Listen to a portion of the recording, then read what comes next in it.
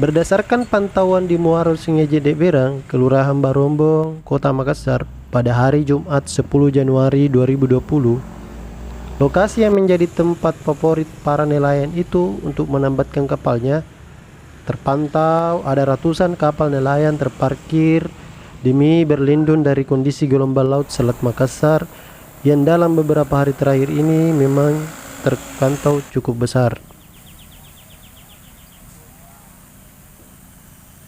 Beberapa nelayan bahkan sudah memarkirkan kapalnya sejak 2 hingga 3 minggu yang lalu. Mereka tidak mendapatkan surat izin untuk berlayar dari pihak terkait karena alasan cuaca yang belum stabil. Dan kebanyakan nelayan juga tidak ingin mengambil resiko.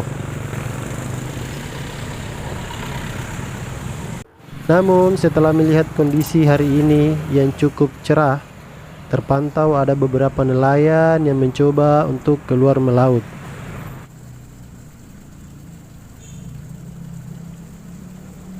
Cuaca sekarang agak-agak buruk, makanya nelayan agak berhenti dulu menunggu cuaca bagus, sekitar 1 sampai 2 minggu. Ya kalau sebentar teduh sampai lusa ya nelayan bisa keluar untuk mencari nafkah. Ini sudah berapa lama ini di dalam, Pak? Ya sudah 2 minggu lebih. 2 minggu lebih. Gara-gara cuaca buruk, tidak bisa melaut.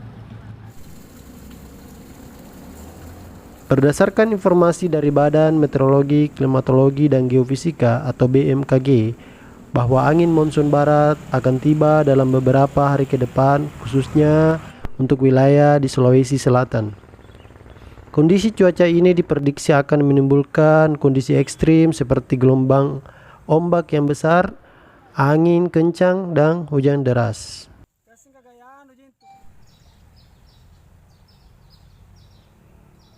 Seperti inilah kondisi di muara Sungai Jeneberang yang dipakai oleh beberapa nelayan untuk memarkir kapalnya.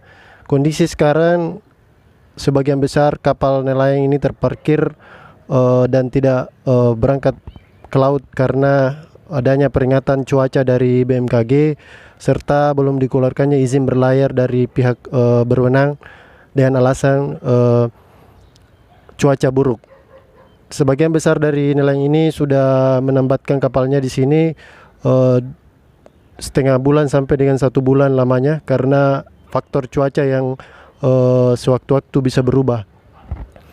Nelayan di sini berharap bahwa semoga secepatnya badai ini berlalu supaya mereka bisa melaut. Sekian laporan dari saya, Irfan melaporkan dari muara Sungai Jeneberang.